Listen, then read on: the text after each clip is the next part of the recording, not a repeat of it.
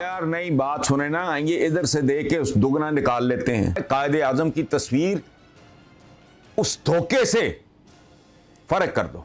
Who is not purchasable,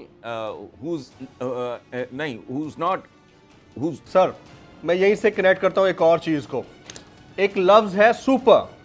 super का लफ्ज जो मैंने इसकी लग़वी माने समझे हैं और इसका इंप्रेशन या इम्पैक्ट जो होता है वो आप कह सकते हैं कि डिक्लाइनिंग तो नहीं बट इंक्लाइनिंग पॉजिटिविटी की तरफ जाता है, यानी किसी अच्छाई की तरफ जा रहा होता है वो। ये सुपर टैक्स की टर्मिनोलॉजी आपको समझ में आई? मुझे ये समझ में तो आता है कि सुपर रिलीफ किसी को अगर दिया जाए, और यहां पर सुपर रिलीफ क्या है, 40,000 रुपए के ऊपर 2,000 रुपए को सुपर रिलीफ कहा जाता है और उससे नेक्स्ट स्लैब में 50,000 रुपए के ऊपर अगला टैक्स पे कर रहा होता है। यानी 40,000 रुपए वाला मोहताज है कि उसको 2,000 रुपए दिए जाए, लेकिन 50,000 रुपए वाला इतना वसीउल कल्ब है कि उससे पैसे लिए जाएं। हम इस तरह के इकोनॉमिक साइंटिस्ट के साथ हमारा वास्ता पड़ा हुआ है। तो ये जो सुपर टैक्स लगाया है, ये आपको कुछ समझ में आता है? ये जायज था? यार नई बात सुने ना, ये इधर से देख के उस दुगना निकाल लेते हैं। रुपया डिवैल्यू, फ्रॉड की आखिरी इंतहा है। मैंने तो यहां तक कहा है कि जब तक ये इस मुल्क में ये फ्रॉड चल रहा है, कायदे आजम की तस्वीर उस धोखे से फर्क कर दो। करेंसी नोटों से कायद की तस्वीर हटा दो, उस पे फजल रहमान हो, शबाज शरीफ हो, उसमें जो बाकी हैं ये जो भी हैं, सही इनकी तस्वीरें लगाओ। चूंकि 5,000 का नोट तो घट के रह गया 2,000 का।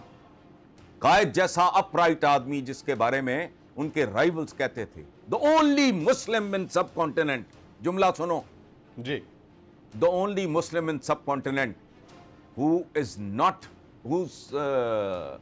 Not purchasable, who is not corruptible और परचेजेबल। उस बंदे की फोटो लगाई हुई है तुमने। 5,000 का नोट एक बंदा बेवकूफ उठाए फिर रहा है, उसको पता नहीं, ये तो 2 का रह गए हैं। और दूसरी बात, मैं I am a very humble student of economics, मेरी फॉर्मल एजुकेशन है ही इकोनॉमिक्स की। ये जो सुपर टैक्स मैक्स है, अल्टीमेटली भाई मेरे आपने देना है, मैंने देना है, रेडी वाले ने देना है। यही तो मैं कह रहा हूं सर।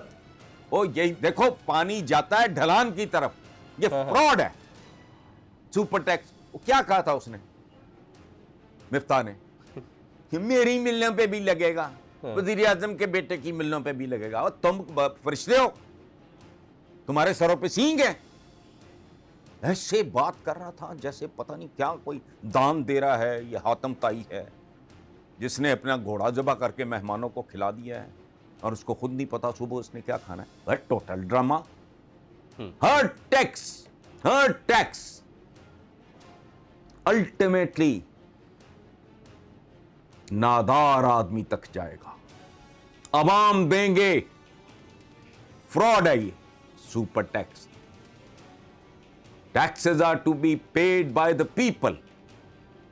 या फिर वो जो अमेरिका में तहरीक चली थी,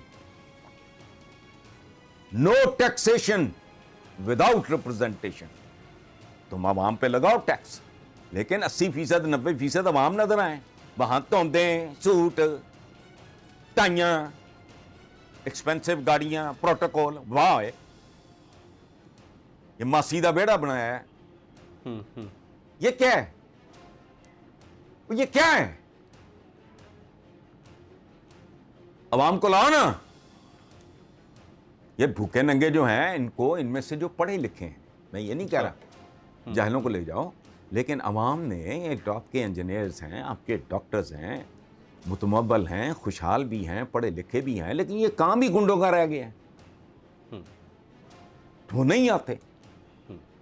और lot of doctors are my personal friends, वो उनके पास पैसे की भी कमी नहीं है, फलाना, थूकता भी नहीं कोई पॉलिटिक्स पे। वजह काम लफंगों तलंगों का है। ये काम ही एक खास तरह के लोगों का है। मैं एक्सेप्शंस की बात नहीं कर रहा, ये याद रखें, एक्सेप्शंस हर जगह पे होती हैं। हमारे यहाँ भी मिराज खालिद साहब जैसे लोग थे, सो मेनी अदर्स, लेकिन उनकी परसेंटेज आटे में नमक बराबर भी नहीं। सब्सक्राइब करें और बेल दबाएं ताकि कोई खबर रह न जाए।